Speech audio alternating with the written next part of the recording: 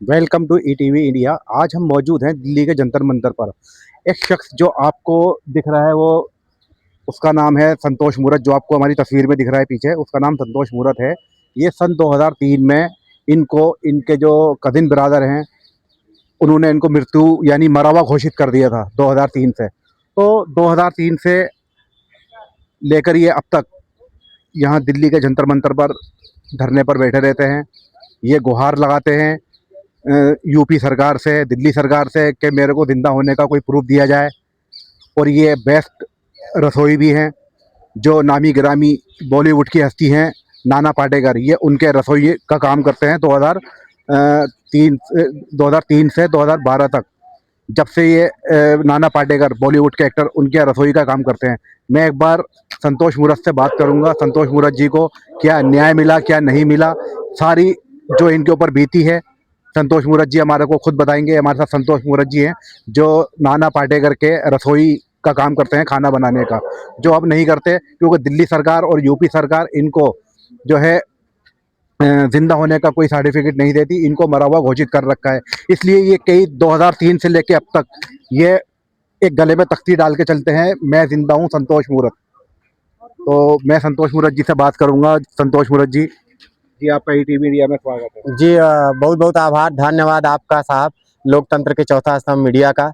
और मेरा नाम संतोष मूरत सिंह है और Uttar Pradesh government declares me dead but मैं जिंदा हूँ। सन 2003 में जो है कि हमारे दयाद प्रताप, चेतन सिंह, दुर्गा सिंह और अन्य जाति के लोगों ने मिल के वाराणसी सदर तहसील राजस्व विभाग में एक हलफनामा लगा दिए, लापता मिसिंग लाश। मुंबई ट्रेन बम ब्लास्ट में संतोष मूरत सिंह मर चुका है और 13वीं करके हमारे हिस्से की 12.5 एकड़ जमीन अपने नाम करा लिए हैं। तब से लेके अब तक हम ये साबित कर रहे हैं कि मरे नहीं, हम जिंदा हैं। लेकिन आज तक सरकार के कानों पे जू नहीं रेंगा है। 1 जनवरी 2012 से अनिश्चितकालीन दिल्ली के जंतर मंतर पे धरनारत हैं। हमारा धरना जारी है। बीच में प्रार्थना पत्र यहाँ पार्लियामेंट में दे के अपने केस के सिलसिले में बनारस, लखनऊ, बम्बई जहाँ जाना होता है जाते हैं, फिर वापस आ जाते हैं। हमारा धरना जारी है। और अभी का प्रकरण यह है कि हमको मृतक करके हमारी जमीन जो हड़पे है वो खनन विभाग को जो है कि अब हमारी ज़मीन का मिट्टी भी जो है कि उठा के बेच रहे हैं।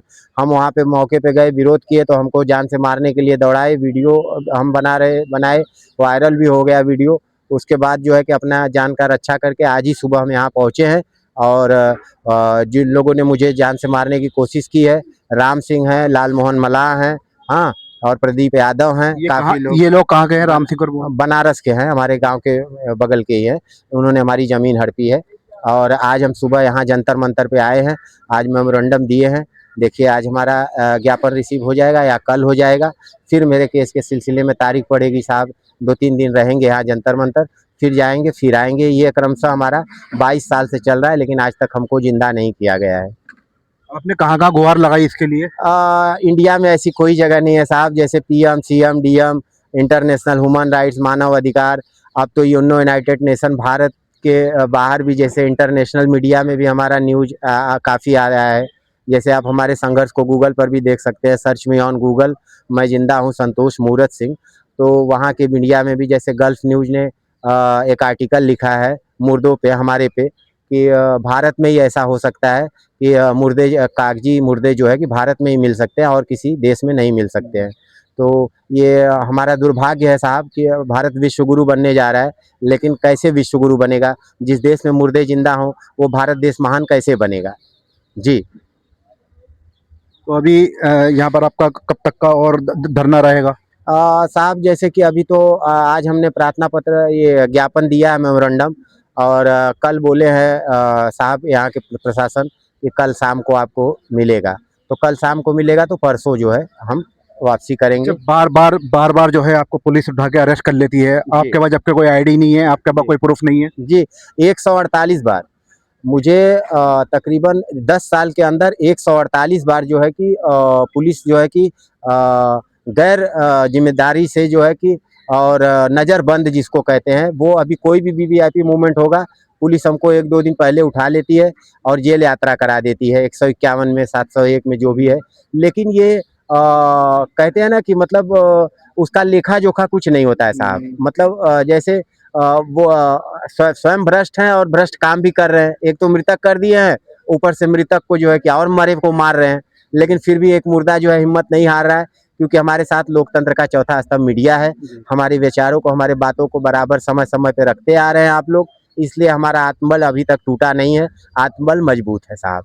2003 से आपको मृत्यु घोषित किया हुआ है, ठीक है। उसके बाद आपने नाना पाटेकर के ऐसे काम भी आपका छुटा हुआ है। तो आपका जो है इतने साल आपका खर्चा पानी, आपको कोई काम धाम, आपका कोई कौन जी, देखता है, जी। कौन आपका करता है? जी, देखिए कहते हैं ना कि अगर सब रास्ते बंद हो जाते हैं तो भगवान कहीं न कहीं से जो है कि रास्ते एक बना देता है, और आज भी सच्चाई ज़िंदा है, ईमानदारी ज़िंदा है, जनता ज़िंदा है।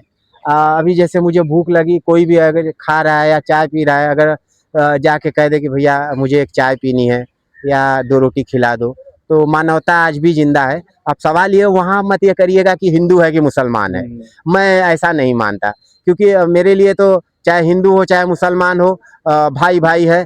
और ये नाना पाटेकर साहब जैसे व्यक्ति का मैं चेला हूँ, कूक रह चुका हूँ, तो बोले ये ले हिंदू का खून और ये ले मुसलमान का। जब बनाने वाले कमी नहीं की तो हम आप कौन होते हैं कमी करने वाले। तो ये बात है साहब। और आज ही हम जो है कि हालांकि हमारे पास किराया भाड़ा नहीं था, तो वहाँ से जब निकले तो टीटी साहब हमको ट्रेन में जो है कि मिले। हाँ, तो बोले टिकट, तो ये बोर्ड हम लगाए थे गले में, तो बोले ये तो ठीक है, टिकट कहाँ है? हम कहा टिकट साहब गूगल पे सर्च कर लीजिए। तो गूगल पर उन्होंने देखा, तो बोले कि बेटा आपका कोई कुछ नहीं बिगाड़ सकता, वैसे भी हमारा 3 महीने के बाद रिटायरमेंट है, मतलब 3 महीने के बाद ड्यूटी उनकी खत्म हो जाएगी। तो हम कहे साहब चालान वालान कुछ रसीद दे दीजिए कि ताकि हम आगे की कार्रवाई। बोले नहीं बेटा ऐसा कुछ नहीं, क्योंकि हम 3 महीने के बाद रिस्क नहीं लेना चाहते हैं। आप कौन से कोर्ट में जाके केस करोगे, फिर वहाँ मुझे आना पड़ेगा, ये वो। उल्टा हमको 1 कप चाय भी पिलाए 10 रुपए का, और बोले कि दूसरा टीटी आएगा उनसे आप मिल लीजिएगा। तो आभार उनका भी प्रकट करेंगे। बोले आप मरे हो तो मरे को और कौन मारेगा, आप जा सकते हो, कोई दिक्कत नहीं है। तो ये मतलब ट्रेन में या सरकारी उसमें टिकट हमारा नहीं लगता है साहब। जी। अच्छा, एक बात मैं आपसे ये पूछना चाहूँगा, इतने टाइम आपको संघर्ष करते हुए हो गया, जी। काफ़ी पार्टियों ने आपको जो है जी। क्या कहते हैं ऑफ़र भी दिया कि आप जी। हमारे पास आ जाओ, हमारे जी। पास जाओ।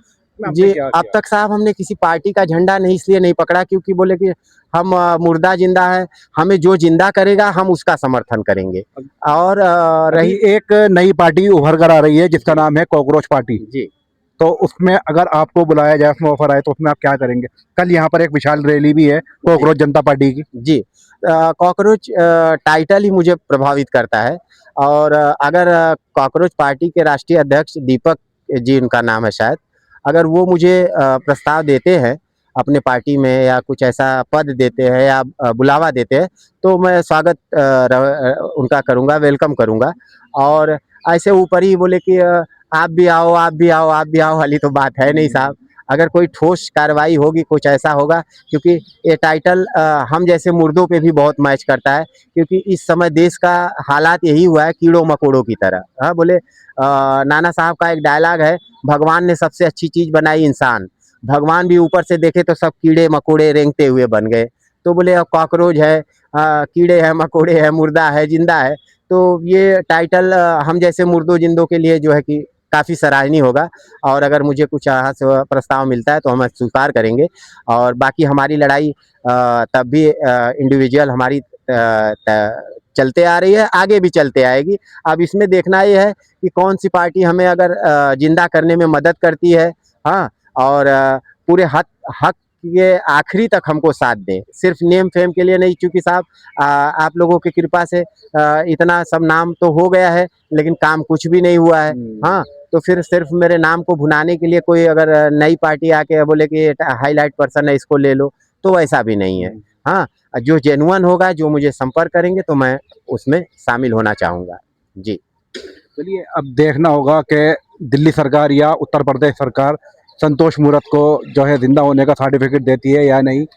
और दिल्ली से जंतर मंतर से मोहम्मद तनवीर, कैमरामैन सैयद ज़ैनुल आबिदीन के साथ।